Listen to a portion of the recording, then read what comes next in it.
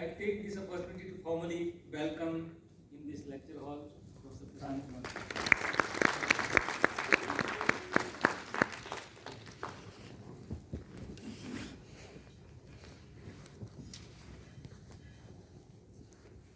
Is this working? No? You have to switch on it, right?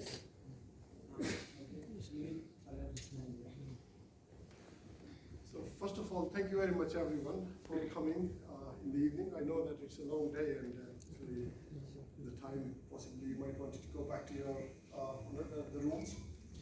So thank you very much to Professor Roger for a nice introduction and colleagues and hosting me here. So I will not spend time on talking about myself because you heard more than enough, I guess, you wanted to know about me. So what I'm going to do is I will have a kind of a snapshot of the work I've been doing in the area of air quality, but also giving you a little bit of flavor of the COVID-19 because we all are kind of struggling with it.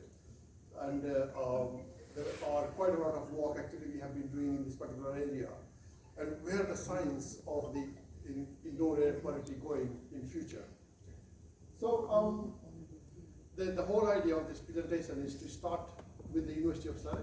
So what University of Surrey is, and you can see a beautiful picture in the background. So this is how it looks actually from the outside.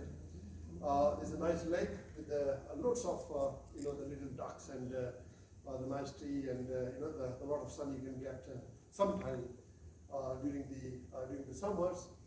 So and then talk about some of these the institutes we have, the facilities we have in the university, so that if you're not working in the area where I come from directly, so you got an opportunity to look into other areas.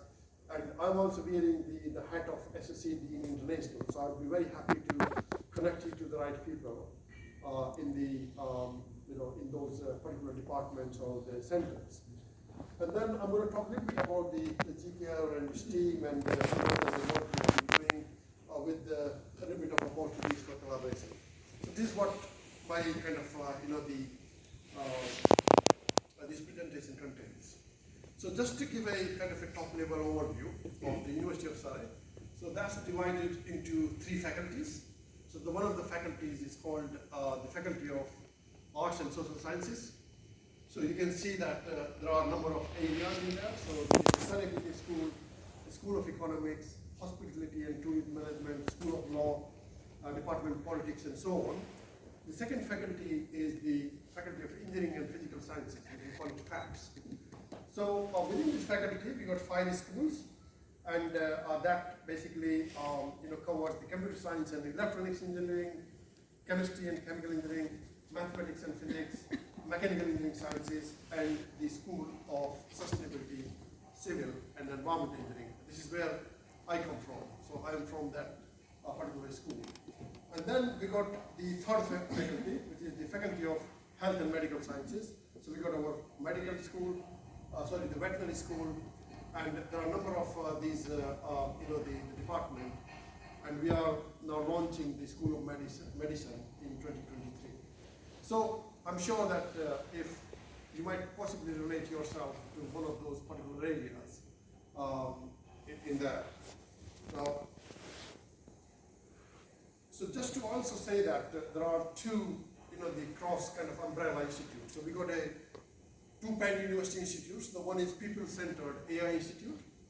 So this whole idea of the institute is to have the expert in the AI and then working with the domains like energy, food, the air, water, and these different areas.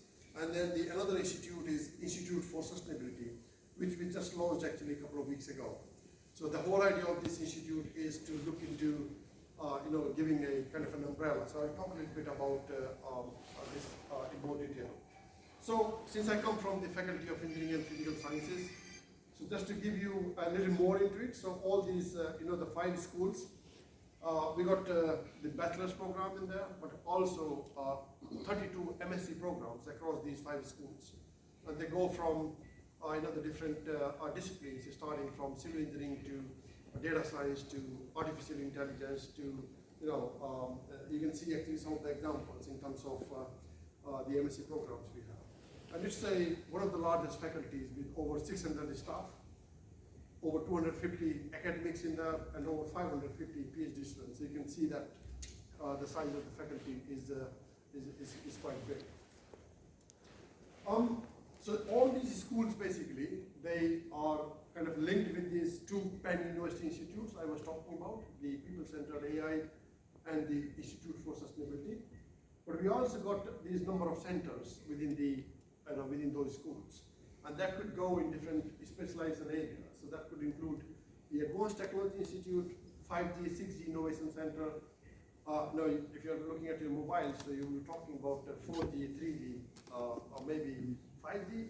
But we have the first center actually where we, there was quite a huge investment from the 5G. Now this is going towards the 6G. So this is one of the strengths. And the Surrey Space Center, this is one of those the highlights of the university. So the Surrey is very good in the space research, apart from the number of other centers in the area. So I come from the Global Center for Clean Air Research. That's what I kind of bolded out just to highlight actually where I'm coming from. So just to say a little bit about the Institute for Sustainability.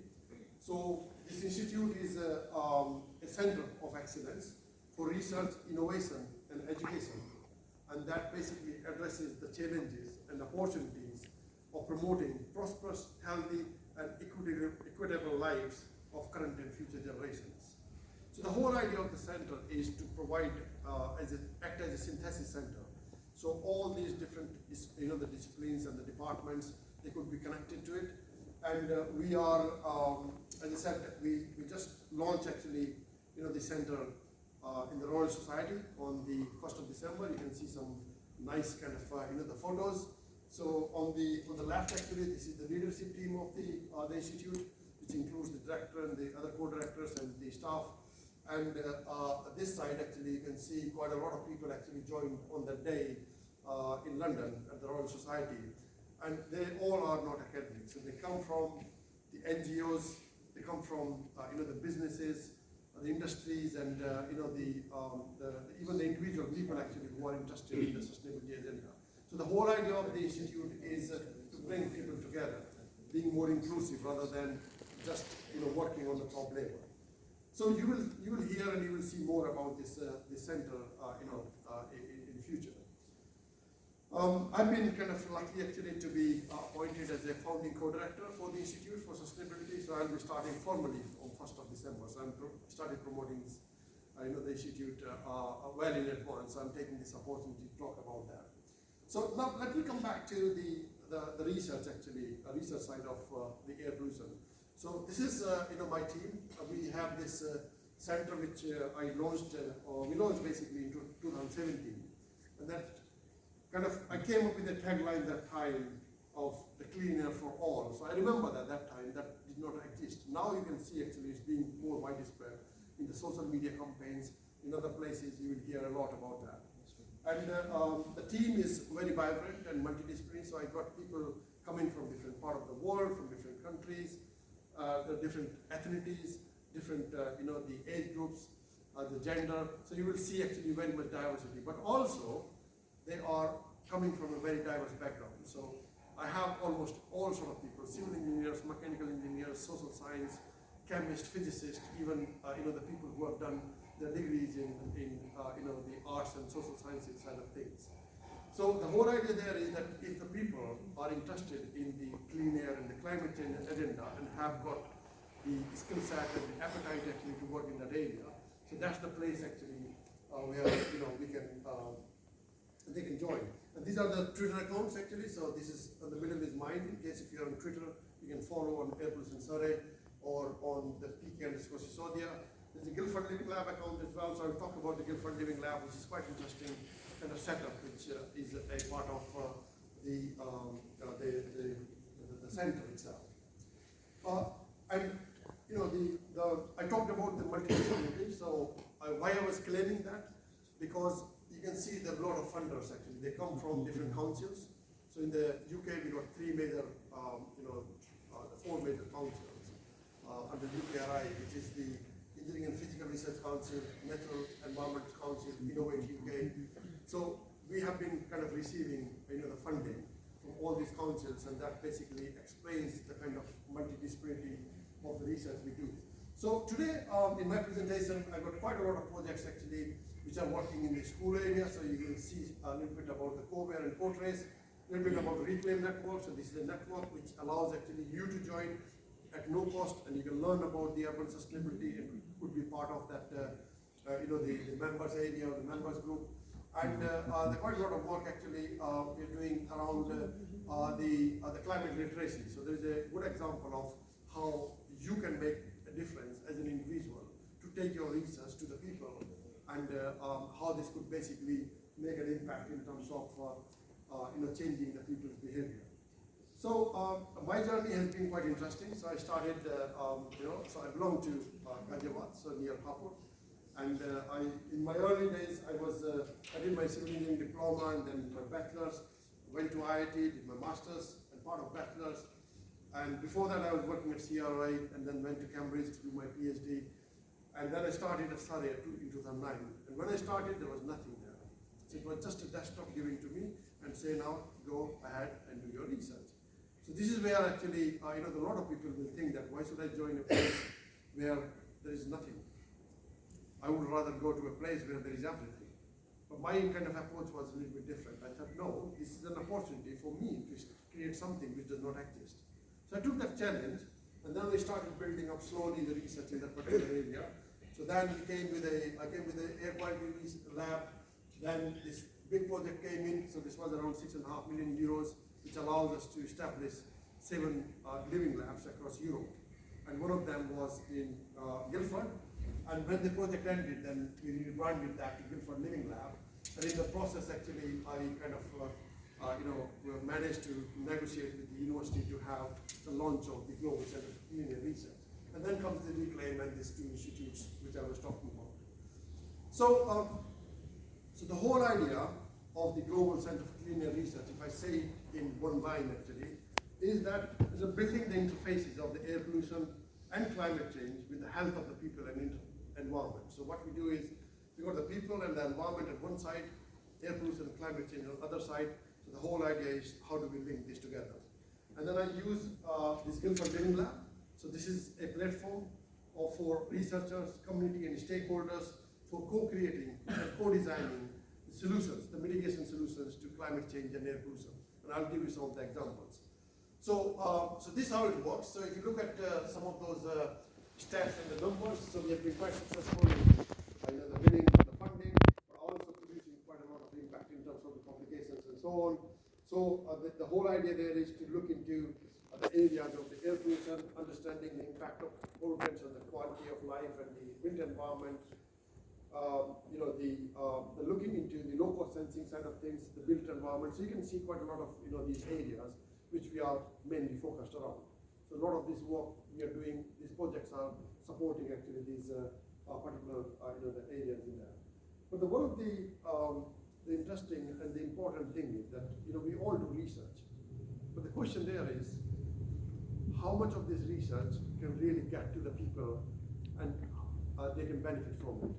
So, and the problem with the academic system is that we get a research grant or a research project, we publish some fantastic research and papers. One day we celebrate the success, we might get the citations and it goes in your profile, and then we forget about it and then move on, right? So this is where the problem starts, because nobody actually pays for you to do the further part of the the down the side where it can really benefit the people there. So what I do in my team is we try actually to spend a lot more time in taking the complex science, converting into simple messages, and those messages could basically be taken forward by the by the people in different forms. So what we do is we create guidance documents. So for example, on the left there is a guidance for the green infrastructure, which has been widely used by the various people across the world.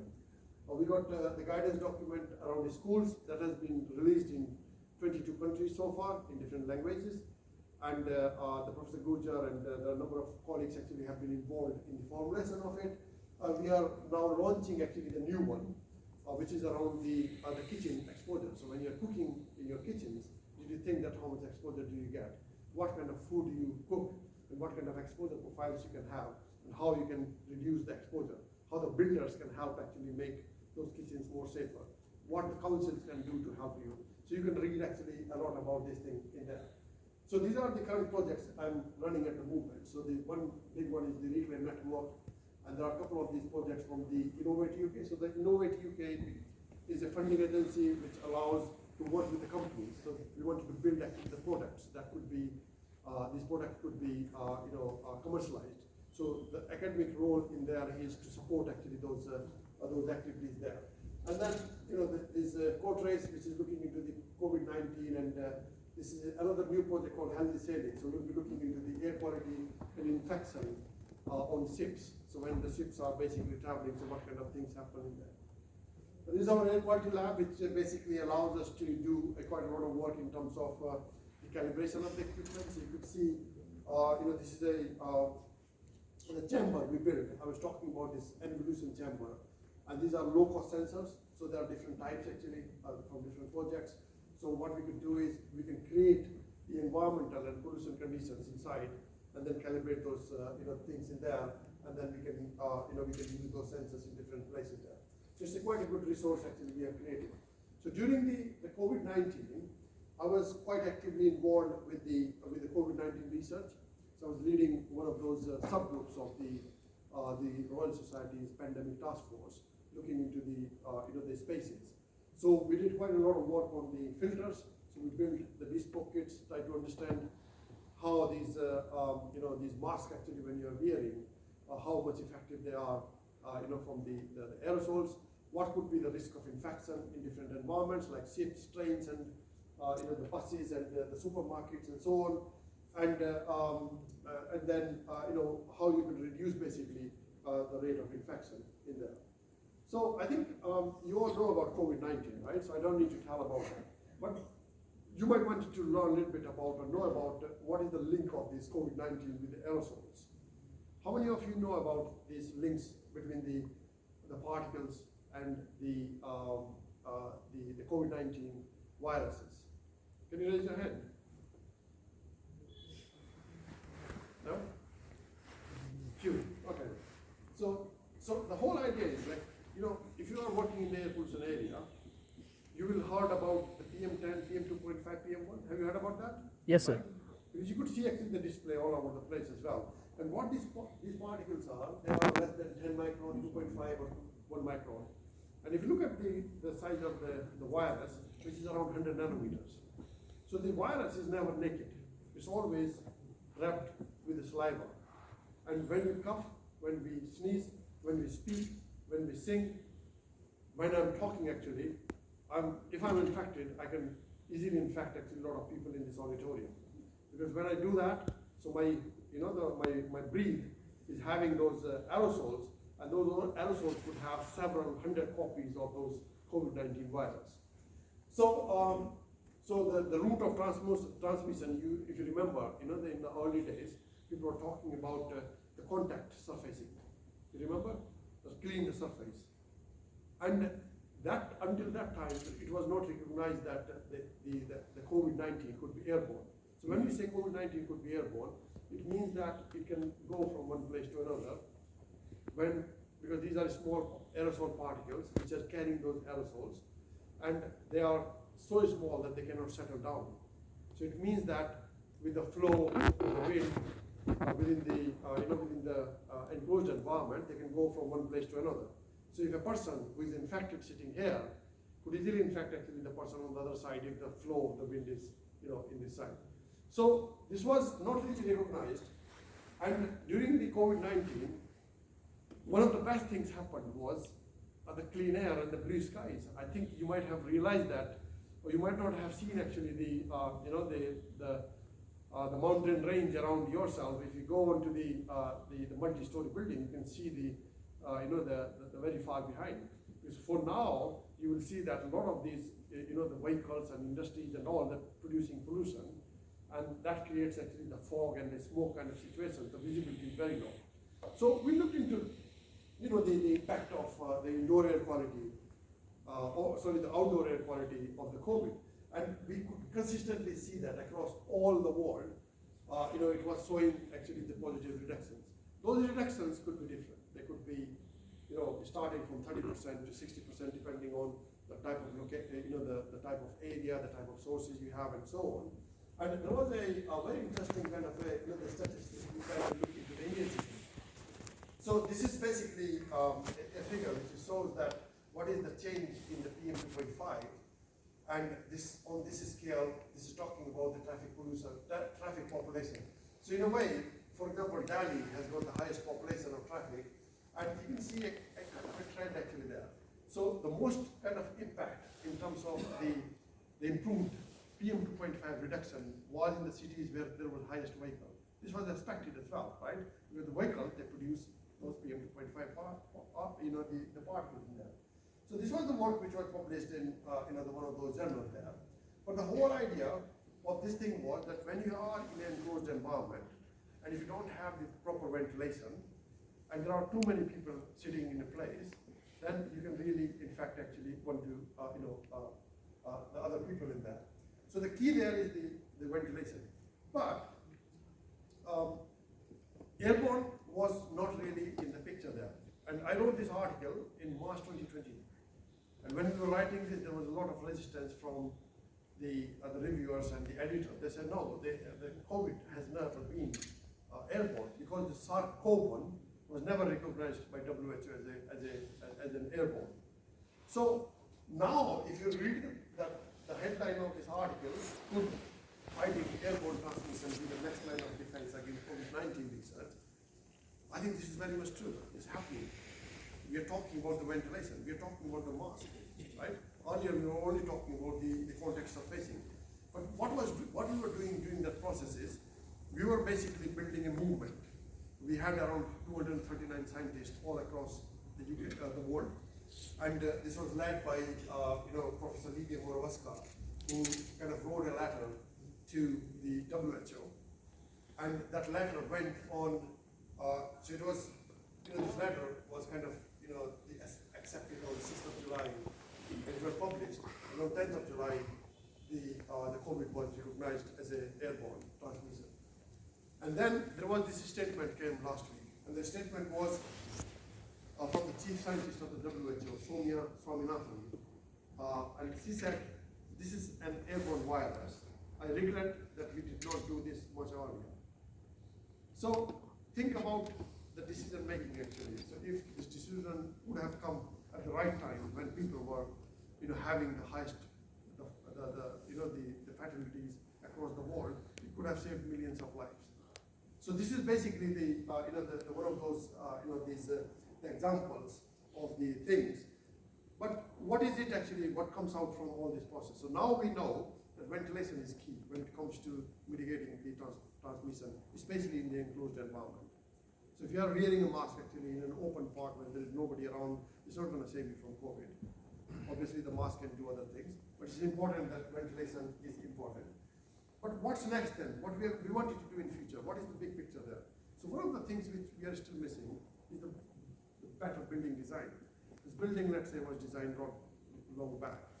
It was not designed actually to think about this kind of scenario.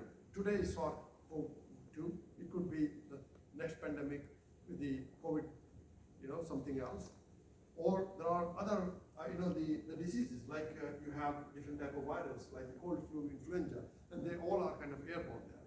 So the better ventilation design is kind of key. And the other thing is that we do not have actually the legislative standards for the indoor air quality. Nowhere in the world. There are just the guidelines there. And this is an area where we need to think about more. I'm going to give a very quick snapshot of a couple of projects now. So this is one of the projects was funded by the UK and India, so that's called SF Delhi. And in this project, we were working in Delhi around different sources. So this is one of the examples of the outdoor air pollution sources where we looked into characterizing, the different sources like landfills, roadsides in Delhi, and the whole idea there was to understand actually what kind of, the chemical fingerprinting of the source would be, how much emissions are coming in Delhi and out of Delhi, And that was basically, the project ended, the last April, I guess, so after 5 years. So there are a number of these kind of, the schemes where the scientists from the UK and the people from the scientists from India, they can bring together these research projects on the areas actually where there is a, the need for research. And this is another very interesting project around the social inequalities in terms of the exposure of the air pollution. So what you're seeing on the screen is a map of London, and these different 4 colors are showing the deprivation areas. So if you have a, the red is the most deprived, and the green is the light green is the least deprived. So this is how the population of London is in there. The whole idea there was to understand if people living in the least deprived areas, are they also getting exposure, the highest exposure to the, to the pollution. So we designed this study, and we replicated that into 3 cities. So one was London, the other one was Sao Paulo, and the third one was in Rotterdam. So the whole idea of this work was to, to understand actually what kind of exposure is happening, what are the exposure profiling, and this went on to the BBC, and that basically helped actually triggering quite a lot of interest in terms of the review of the London Underground and making, some adjustments in terms of improving the indoor air quality. And then we just followed up this work actually with another project called In Here, so this is still continuing until March 2023. And the whole idea of this work was to link, the health with the pollution. So working with the scientists in Imperial College London, who are the health scientists, so they are taking the pollution, exposing the cells, and trying to see actually what kind of impact it makes. So my role in the project was that our team was leading on to the monitoring thing, and we did quite a comprehensive study on the London Underground, and that study was just published a week ago, where we try to understand what are the fine and the ultrafine particles concentration, what is the chemical characteristics. So you can see quite a lot of people coming from Imperial, so some of them are the health scientists, some of them are material scientists, some of them are even doctors actually in there. So in a way, it basically shows the kind of multidisciplinary connection. So this is very interesting, the work. There's quite a lot going on in this area currently. This one is an interesting one actually. So it's a school street. So have you heard about the school street? So one of the things you might know actually, all these schools usually, they're located at a busy roads. Mostly you will see that situation. It's the case in the UK, you will see it here as well. And there's a simple reason for that. You want those schools to be closer to the road so that you can access those places, right? But the downside of that is that pollution could easily penetrate into the school boundaries and affect the children. So we had this project which was funded by the charity called Global Action Plan and the Impact on Urban Health. And the whole idea of this work was to understand actually the effect of interventions. So we tested 3 interventions there. One of the interventions was school street. So school street is an area where you can close the roads around the schools. So that, those roads actually, that becomes the playground for children. So you can see an example. And the whole idea there was to understand actually what kind of impact it would make. Because if you're telling, let's say to your planners or your the municipality and say, you know what, we want to have this school street, they will say, okay, you will do that, but what impact or difference this is going to make? So this is basically evidence, the making kind of exercise there. And we could see that there are almost 1/3 of the pollutants, got decreased actually during the day when the school street was there. So we designed the study in such a way that we can capture those impacts. The other intervention was the green screens.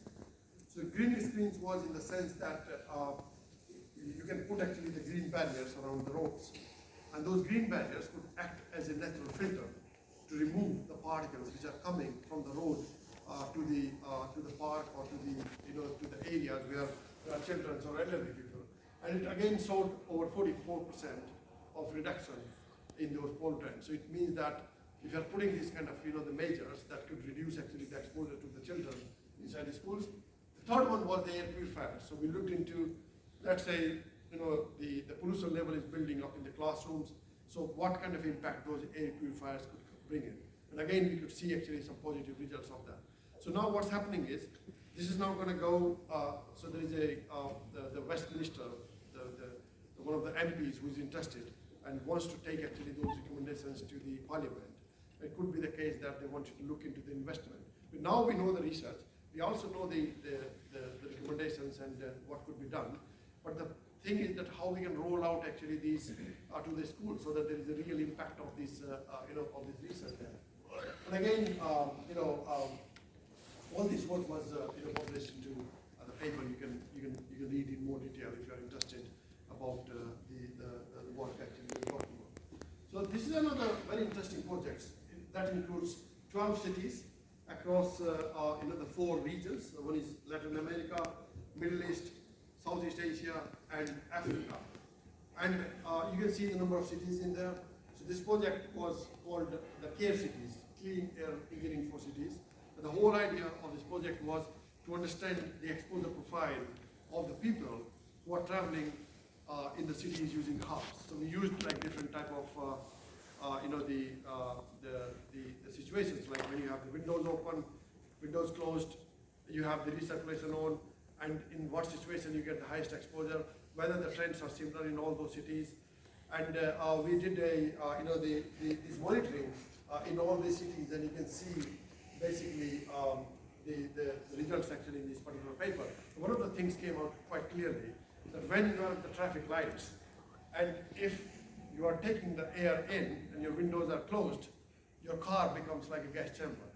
So what you're doing is you're taking the emissions into it and they are not being diluted in there. So sometimes using the recirculation zone at the traffic lights actually could be the best strategy in terms of reducing your exposure. Then what we did is we extended this project into care kitchens, or I think we call it care homes actually, clean air engineering for homes. And then the whole idea there was that can we look into different kitchens in these cities and see actually what kind of exposure profiles are in terms of cooking. So if you are frying, I think that's the most particle emitting activity. You might not have realized that. If you're using different type of fuels, so the fuels like the kerosene and the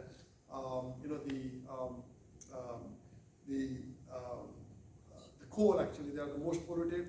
And if you're using the natural gas, they are less polluted going on with electricity. So we try to build actually this kind of profiling and seeing what people are being using and what kind of the exposure they are getting. And you can see actually the results in there. But what we've done then is then building, taking that science actually behind all this and putting into a document which we are going to release actually very soon in a couple of weeks' time in there. And we have been working with partners across different countries. So there will be a release locally, and these partners are working with their own kind of the counterparts at the ground, either the charities or other places, so that they can take this actually and make this into, turn this into a campaign to help people, the vulnerable people in that.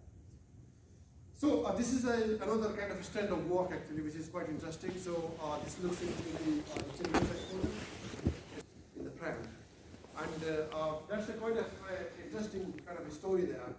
So one day I was taking my son actually in a pram to drop him to the school, to drop my children basically, the daughter to school, and I was standing on the traffic light, and I could feel actually a lot of fumes coming. And then I thought, okay, if I'm feeling those fumes, what would be happening to these children who are sitting in this pram? So then we thought, okay, let's design a kind of a simple experimental campaign to understand the exposure profile. So this is where this study kind of came in, and we selected a route actually that goes from the university to the central primary school where my children goes, and then we tried to pick up the time during the morning when the parents are going and creating a typical route, and the time when the children are picked up from the school. And one of the things which came out quite interestingly from this was that these red spots showing the highest concentration, and these green ones are basically the lowest actually there. So the whole idea there was that if you are at the traffic light, like I was mentioning earlier, you get the highest exposure there. And if there are also the places actually where you don't have the traffic light, but you've got the buildings on the both sides and there is heavy traffic. So what happens is the emissions comes, but they don't disperse. So you get quite the high level of exposure there. So when this thing came in, we looked into the results, and there were one very interesting thing came out from this one. The one was Have you heard about these particle number concentrations or the nanoparticles? Have you heard about nanoparticles? So these are the particles less than 100 nanometer in diameter, very, very small. And these PM2.5 are the very small ones. So what happens is, like, these particles usually come from vehicles. So in the morning, more vehicles, more particles. You will expect that, and this happened. But how much more it was? It was going up to 1/3. And this one is the PM2.5, which is coarse particles. So the problem there was the coarse particles. Usually there should be more as well, because there were more traffic, but there were less actually in the morning compared with the afternoon. So when we dig into more data and try to understand actually what's happening, then we learn that it's basically the resuspension of the dust, because they are the coarse particles through the resuspension, and overnight dew makes the road surface wet. So when we see actually these, the water is sprinkling, and that really helps actually to settle down the dust. And this work basically then made the BBC headlines, and there was quite a lot of the movement among these the charities, and the whole idea there was that, okay, you tell us that there is a higher exposure to children, but how do we protect it? So one of the ways of protecting that was putting those the prem covers, but then we did not have actually the evidence on that. So what we did is then I tried to kind of look into a project. So we launched a new project called MAP, which is called the Mitigation of Air Pollution Exposure to Children. And one of the things we did there was to try to understand what are the different type of prams there are. It was not a scientific exercise at all. We see the prams all the time, right? But then we tried to look and then classify, and the one thing came out quite clearly that there are prams of two types. One are four-wheelers, another one is three-wheelers. One are single occupancy, and some of them are double occupancy. So this is kind of criteria which came out, and we kind of put into this review paper where we looked into what are the factors which are affecting the exposure to the children, and then we take this forward in terms of designing another kind of study where we picked up the children, the prams, and then tried to kind of look into the exposure. And one question there was that who is getting higher exposure, the children or the adults? So ideally, what you will think is that the children are, their bodies are not that developed, so you don't want them to expose higher. But we saw that there were almost 60% higher concentrations exposure to the children as compared with the adults in this study. And that basically, plays a big role in terms of what kind of prams you are using and what you can do to protect it. So we worked with a company, and this is a product you can see on the Breezy Baby. If you just Google Breezy Baby, you can find out this video, and that talks about creating this pillow, and that pillow can create a cleaner zone around the children. So you might see actually this product at some point. But one of these judges from the BBC Dragon's Den, so it's like a program like the Shark Tank, if you have watched Shark Tank. And on the Shark Tank, the Suleiman Tucker, I think that's one of the judges who kind of invested into this company. So there might be some of the work which might come across there. And we did quite a lot of testing in Guildford, try to understand actually what kind of the impact actually this pillow would make. So there is still the work in development, but it's a quite interesting kind of thing in there. Now moving on to the co-design kind of the aspect of the Guildford Living Lab. So I talked about the research. So you do fantastic research that goes into the media, and then it could be picked up by the industries if you're lucky, or any interested parties, and that basically ends the story and is somewhere in the archives. The approach of the Living Lab is reverse. So what you're doing is you're working with the people, co-designing your problem. So any project you are working on, if you see that there is an element of the dissemination, so this could be an approach actually you could use. So you go to the people, you work with them, you co-design the solution, the problem, and co-implement it, work with them so that they can own actually the solutions itself. So you will have a better buy-in. And I have been going actually different places. I mean, as a professor, I'm not supposed to be, I'm not really obliged actually to go to the schools, talk to the parents, or go to the council, or to the church in the festivals, and putting our, the display and talking about those things. But we have been doing all these things, including children, including the students, giving them the exposure about the sensors they could use. So, for example, in this picture, you are seeing that these children, the year 12 students, they are looking into the impact of the infrastructure. using the sensors, and how this can help reduce the impact of the pollution. And this guy is a citizen scientist. I call it citizen scientist because we had a campaign, and you will be surprised to see what he's talking about. He never did any monitoring. We gave them the sensors. We said, you design your own experiment. And he designed his own experiment. He wanted to understand what is the exposure in kitchen. And then what happened was, one day, his toast burned. And when toast burned, you can see the concentration there. And then what he did, what you will do if your toast is burned in your kitchen? Open the window, right? Or the door. He did the same. Once it happened, you can see the concentrations came down significantly, right? You leave it for a few minutes, and then you close it again. That's what he did, yeah. And then you see that it goes up again. And then it took almost 10 hours to clear that air to reach to the level where it was earlier. So you can sense actually, I never thought actually that this will happen, this will take that much of time. So this is basically some of the insights we got. So there were a number of these case studies, and we put them together into a publication so they become available. But then what we also do is we create actually these interactive kind of tools, like this is a display system. So this tool is available online. You can go onto the the Guildford Living Lab web page, and you can do that quiz online as well. So you can know actually what is the exposure when you go from your place to your work, and what level of exposure you are getting, and what you can do actually to reduce the your exposure on a daily life. But it takes all effort. So it was working with the scientists who are kind of social scientists and so on. And this is a very recent photo. So in the middle, so she's our local MP, Angela Richardson, and he's the Lord actually, the mayor of the Guildford. And this is quite a lot of people are the team. This is our local councillor here. And there are quite a lot of people actually who are coming from the leadership, the meeting there. So the whole idea there is you can see quite a lot of stuff on the display, and we have run this, the hands-on kind of exercise. So it's like a car-free day we celebrate every year. So this is kind of the umbrella. Sometimes we feel that this is not very important, but this could make a huge difference if you're taking your research actually to the real people. So I'll just talk about this climate literacy program called HeatCool. So this HeatCool is basically a program I designed. So the whole idea of this program was, how can we improve the literacy about climate change among children.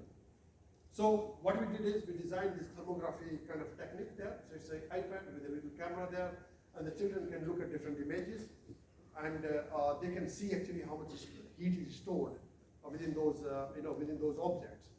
And we designed the sessions in such a way that these children can go to different places, like they can do the indoor, they can look at the radiators, they can look at the fans, the wooden kind of things, the material, the concrete ones, and they can understand actually how much heat is being trapped and why this climate change is happening.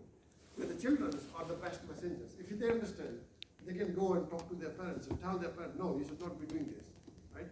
So there is quite a lot of this interesting work. So this is and we did trial on this car-free day, the same day, so the parents could play and they could learn about what we have been doing in there, and we implemented in different schools there. So this is one of examples of the Henry Facility School. So this is a snapshot from the Twitter, and they were talking about what these children are learning. So you can see a cat actually there. So they were trying to learn actually how the temperature variation happens across different kind of objects. And the whole idea, giving actually that the complex knowledge to the children was really successful. Now what we did was, we also did the assessment, quantitative assessment, which is the biggest challenge in this kind of programs. So we did pre-surveys and post-surveys about their understanding about climate change through a simple quiz, a playful manner. We had the observations, we got the images taken, and we did the analysis of images, and we have now put into a publication there. So hopefully that publication will come out. But one of the biggest learning from this work was, over 80% of the children who took this program, their understanding about the climate change improved. And this is the kind of the differences you wanted to make. These are little differences, but it could be a huge impact. So we got a little bit money now recently. So what we are doing now is turning this program into an e-HeatCool. So it will be a web-based. So any schools anywhere in the world can sign up, and we could work with the local collaborators, and they can send actually those, these, what do you call them, the thermographic kind of equipment, and they can run their own exercise. So what's in there for the children? The children can learn about climate change. The school can be the ambassadors actually in this campaign. For researchers, you can get the data. It's a win-win situation basically, and the data could lead to publications and other things in that. So we have created actually a lot of these kind of resources there. So if you go onto the GCare webpage, you can find the guidances, you can find the tools, you can find interactive displays, and you can find actually quite a lot of stuff in there. And this is one of the examples of this infrastructure guidance I was talking about. So I remember that in 2018, I was approached by the City Hall from the Mayor's office in London. They say that, look, we wanted to put a plan for the greening in the city, but we don't have any guidance. Can you draft a guidance document for us? And I said that at that time, there was not a lot of evidence. So I was a bit reluctant of writing something which is not backed up by the data. So that time we did some work, and that was published in April 2019. So this was quite a lot of the interesting work with the University of Birmingham, and Transport for London was involved in there. And then we were talking with the community. They say, you know what, this is perfect, but we need even a simpler version of it, because we wanted to know what kind of tree species you wanted to put it in, where do you want to put those tree species, whether there are no negative consequences. We all love trees, right? But the trees can also produce pollens. They can also produce the BVOCs, which is the biogenic volatile organic compounds. They can also produce allergens. And if you put them in the wrong place, they can make the things worse. So the very important thing is that to have the trees at the right place. And the worst of all is, if you put a tree at the wrong place and you want to cut it down, you'll never be able to do that, because there will be a lot of resistance there. So, the things which we love the most, they also come up with the biggest challenges as well. So this guidance is being used actually quite a lot. And then we try to create the tool actually. So it's called Hesdate. So it's not like a dating app. It's a simple tool which can allow you to design your own hedge. So if, let's say, you have got your backyard or your front, and you want to design what should be the height of the hedge, what should be the depth of the hedge, what kind of a species I should have, what kind of pollution reduction it will have. You just go fill in those numbers, and you will see it. We will release that in 2 years back, so it's been used almost around 20,000 users have used it. And we are now upgrading into Hesdate version 2, so that will be kind of more interactive in there. And this all basically builds on the evidence. Because if you do something and that's not evidence-based, you are in trouble. So this is a very interesting example. So it's a stone park, so it's one of the very busiest road here. And this is a hedge there. So this hedge is completely dry. This one is greening up, and this is completely green, right? So there is a heavy traffic, and this is a playground, so where you can see a lot of small children sitting with parents. And what you can see is this leaf area index, which is basically showing how porous this hedge is. So this was very low, and then when it green up, then it becomes higher and higher. And what happens is that when this is green, then you will see the reduction is almost 80%. It's not much.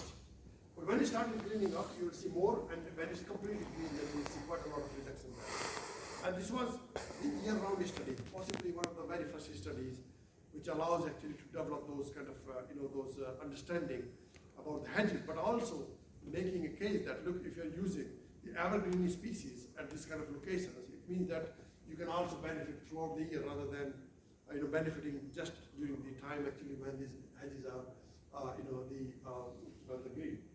Now this is another example of the co-design, where the problem we came up was there was a school and the resident association, and they said that, you know what, we have got a lot of problem of the parents. They are coming up with the cars, and we want them to change. We told them, but they don't listen. So what we want is, we want to involve children. We wanted to have the parents actually not bringing the cars. So we designed actually a study around this school, and the whole idea there was that to involve the children. So we had the workshop with the children, workshop with the school, and then involved actually children in doing the monitoring. So these are the low-cost sensors. So they were doing actually the monitoring for us under the supervision of their head teachers.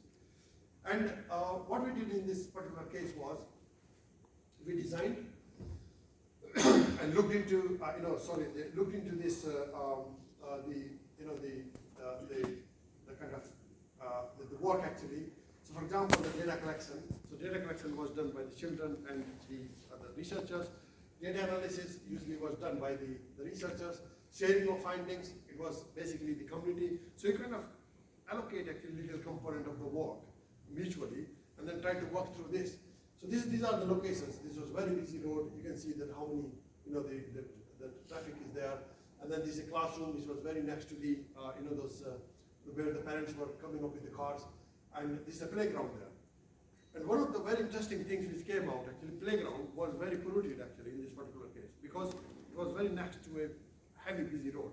Nobody thought that this could have this much of, the concentration.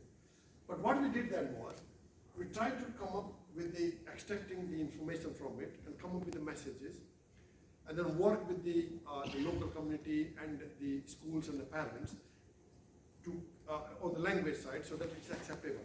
So we try to come up with these messages, what can be done, what is the fact actually, and then try to convert that into this school guidance, which which I was mentioning. So you can see that a lot of people actually, in the first line, the parents itself, there were professors, but there were also the councils involved. There were the people actually. Simon Burkett, I think he's got almost. He's one of the biggest environmental campaigners in London. So there were a lot of people involved in there in the process of the building in this thing. And then since then it's been released in over 22 countries. So you can have actually all these guidances in different languages in there, because it has had a buy-in from these different people in there.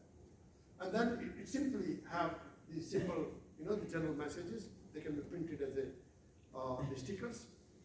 And there are some targeted messages on the side, which talks about what children can do to save themselves, what the school can do, and what community can do. So I think this is a kind of an initiative, and then we kind of build upon it. And this is another kind of the follow-up of this work is this Central Primary School. We have been working with the parents to understand. They have the same problem, but this time it's not a pick-up drop-off. It's more like the vehicles there. So what we could do to protect the children from this school. So this is how it looks like at the moment. And then we had the parent actually, who is a artist, and we had this discussion with them. We said, look, what we want the school to look like something like that, which has got basically the barriers around it, but also have got these messaging, and these messaging are designed by the artist itself. So there are the community involved in the process, so they can design those in such a way that they don't look very boring actually, so they look attractive. We could run actually the competition, we give them the design, they can create those things, and they go across the school. Now we have been working on this for the last 3 years, but we had a problem of funding. So I think the one good thing happened just before and this is like one of those the discussions we were having. So this is our head teacher of the school, this is a counselor, this is a parent representative, this is Zero Carbon Guildford, this is charity, the chairman, and this is me and one of my PhD students there. And we just managed to won £40,000 actually, to kind of bring this vision to realize that where we'll have the hedges, but we'll also create actually the biodiversity wall where the children, each children can own their own pot. They can learn about the climate change, they can learn about the urban heating, they can learn about the biodiversity and so on. So now, you can say that is this highly technical? No, that's not the highly technical. But what's more difficult is, you can do complex research, but why are you doing this research at the end of the day? You want to make an impact. You want to improve the life of the people. You want to improve the environment, right? So some sort of component of the research, if that's not turning into that, then it means that possibly we are not closing that loop, right? So that's basically one of the things in that. And then we worked with on this one, so I was helping to set up this geocarbon Guildford. And this is how this looks like. It's a nice place. Aru visited that. And this was a fantastic, the plan where you can see now the air quality, the real-time air quality display. We got some really nice photos there, and this now looks very nice actually. So if you are there, I would definitely like to take you there.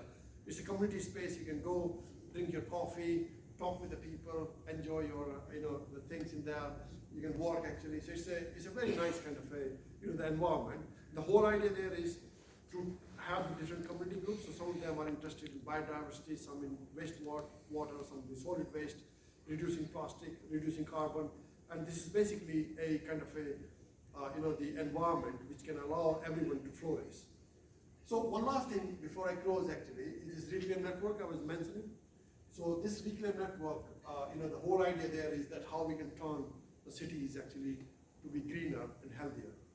So if you just Google reclaim-network.org, so you can find basically the website, and you can sign up as a member. There is no charge for that. You start getting the information. You can learn about it if you are working in this area. It's a very multidisciplinary network. So, for example, Lawrence Jones is one of the co-investigators. I'm leading this network. He's an ecologist, ecological modeler. The guy actually Thomas, he's a flood modeler. Sheila, she's an she works in the arts and social sciences. This another person actually, she's a coastal erosion. She works on the marine kind of issues there. So it's a very multidisciplinary kind of network, which is supporting through the second-man's workshops, the webinar series. So there is every month we have a webinar. And we invite speakers there who would talk about the different kind of the research in this particular area. So I think this could be an interesting one actually for you to join in there. And before I close, actually, got a PhD studentship at the moment. I'm recruiting, so if you know any of the good friends and want to join Surrey, then I think this could be a fully funded PhD studentship. Take a photo or do something. I would really love actually for you to disseminate this.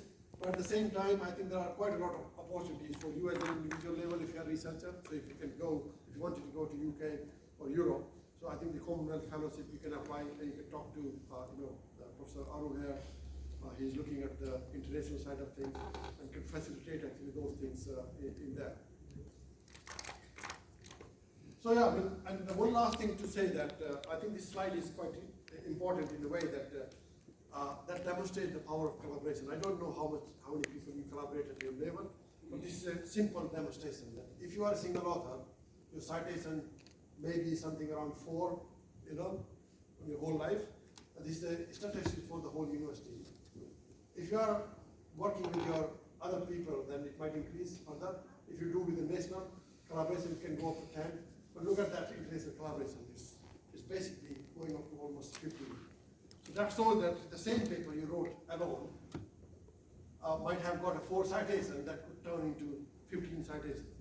And that's the real data from Scooper. So you can just, you can look into this data set. So one of the things is the collaboration, that could really be a big key in terms of how you can, enhance the impact of your work you do. So I think with that, I would like to thank you and again for your, for being here so late.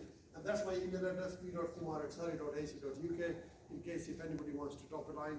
But the colleagues here, just ask them, and I'm very happy to help you. So with that, thank you very much.